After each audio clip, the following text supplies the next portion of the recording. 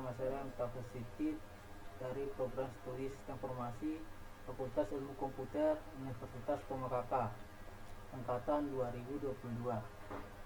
Hari ini saya akan menjelaskan konsep sistem informasi untuk menyelesaikan tugas kedua saya yang di mata kuliah konsep sistem informasi yang dibawakan oleh Ustaz Device PDMPD. Langsung saja kita masuk ke pembahasan.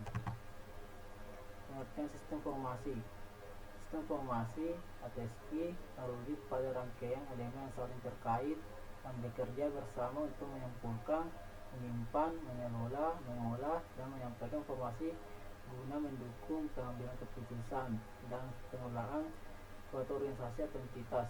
Konsep sistem informasi mencakup berbagai aspek termasuk teknologi informasi, data, proses, bisnis, orang, dan kebijakan.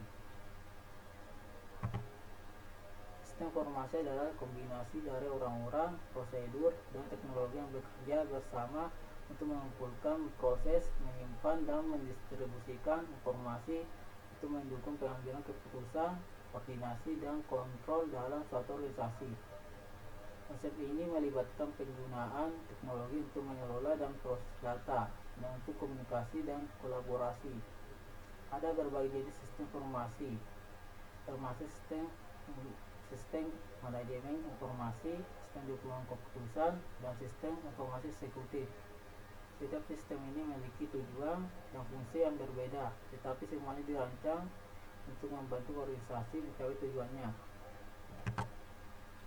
Sistem informasi merupakan serangkaian operasi dasar yang dikenal sebagai siklus pengolahan informasi. Operasi dasar ini meliputi yang pertama, pengumpulan data. Ini adalah proses di mana data mentah dikumpulkan dari berbagai sumber. Data ini bisa berupa transaksi, pelanggan, penjualan, dan lainnya.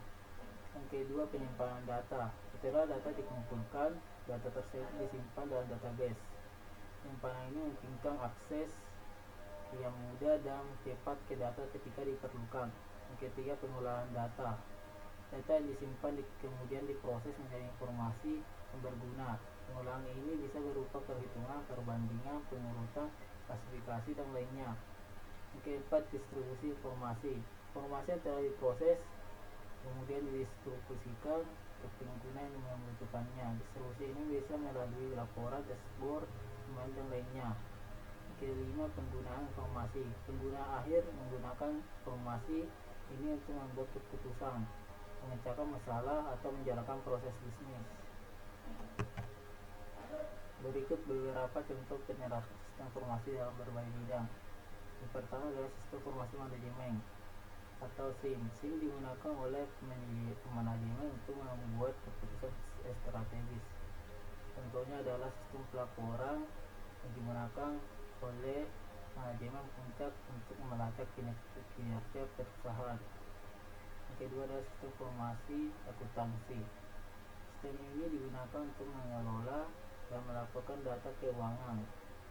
Contohnya adalah software akuntansi seperti QuickBooks atau Zahir yang membantu dalam pencatatan dan pelaporan transaksi keuangan. Yang ketiga adalah sistem informasi pemasaran. Sistem ini digunakan untuk mengelola dan menganalisis data pemasaran. Contohnya adalah CRM, Customer Relationship Management, seperti Salesforce yang membantu perusahaan memahami dan mengelola interaksi mereka dengan pelanggan. Keempat, sistem informasi sumber daya manusia. Sistem ini digunakan untuk mengelola data karyawan. Contohnya adalah software Iris, Human Resource Informasi System, seperti SAPS atau Oracle HRS. Kelima adalah sistem informasi operasional. Sistem ini digunakan untuk mengelola operasi sehari-hari dalam perusahaan. Contohnya adalah sistem manajemen gudang yang membantu dalam pelacakan inventaris dan pengiriman.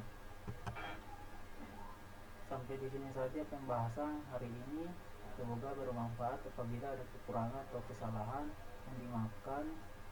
Wabillahi taufiq wal hidayah. Assalamualaikum warahmatullahi wabarakatuh.